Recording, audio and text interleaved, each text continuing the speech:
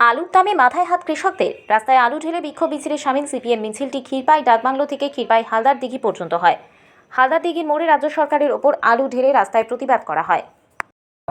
জীবন সংগ্রামের সঙ্গীন হয়ে গেছে, তাই আজকে আমাদের এই লড়াই আন্দোলনের পথে নামতে হয়েছে। আমরা আন্দোলন করি বন্ধুগণ, ভাইয়েরা, বোনেরা, এবং পরিচালনা করছেন আমাদের প্রাদেশিক কৃষক সভার অন্যতম নেতা এবং আমাদের জেলা পশ্চিম মেদিনীপুরের সারা ভারত কৃষক সভার সভাপতি শ্রদ্ধেয় কমরেড সুভাষ দে।